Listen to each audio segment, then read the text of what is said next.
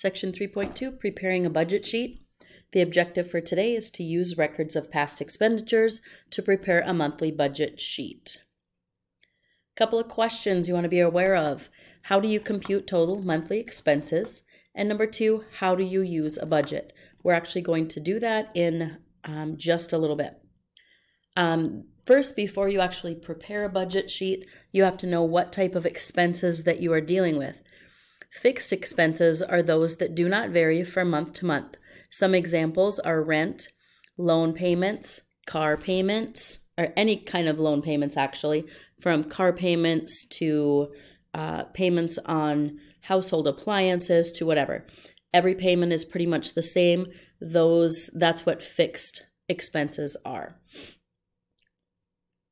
Annual expenses are those expenses that you pay once per year.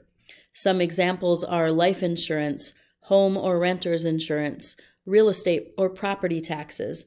Now, sometimes you can do life insurance and have it be monthly, but for this book, they actually put that into an annual expense, which means, again, that you pay it once a year.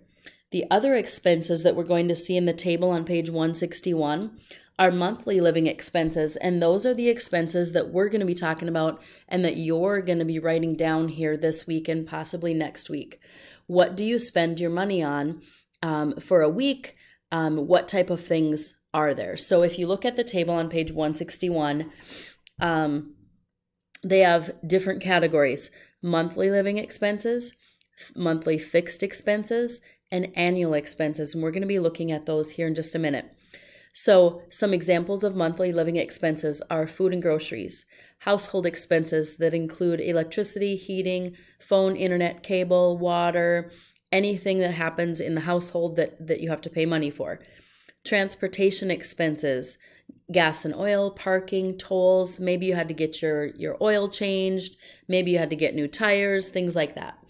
Personal spending would be examples like clothing, credit cards, newspapers, gifts, pocket money.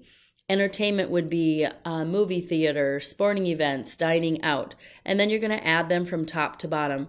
Even though they're in categories, you don't have to add each specific category. Go all the way down and put the expense at the bottom. The next category on the right side is monthly fixed expenses. Those are things, again, like rent and mortgage loans, car loans, and maybe you put money into savings account monthly. Here there's three. You're going to add them together.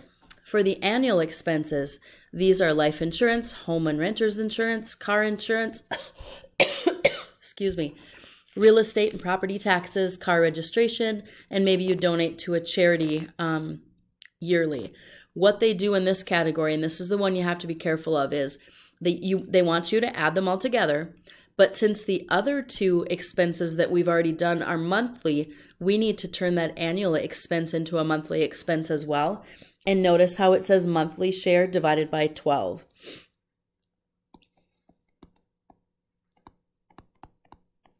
So under annual expense, make this a monthly expense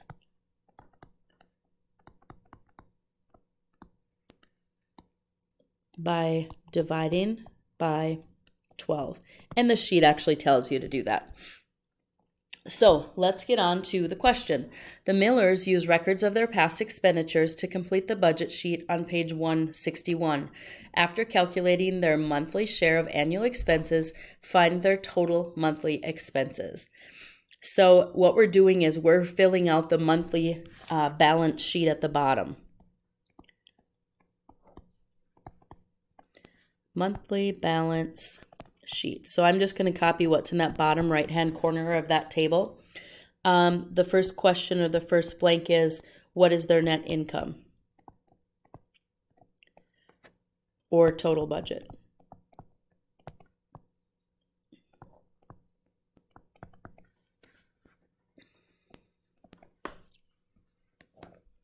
So when we're looking at that one, they do not give us the net income for these people. So normally it would say the two of them have an income of, $2,355 or something. They did not tell us what that was. So I'm going to leave that blank for now. So then we go to the living expenses. And again, these are monthly expenses. Living expenses. If we look at the balance sheet, living expenses were $1,089. For fixed expenses, that total was $1,078. And then when we get down to the monthly share of the annual expenses,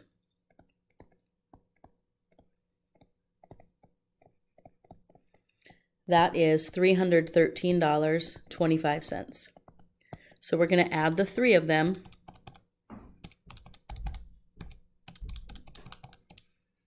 And we get $2,480.25.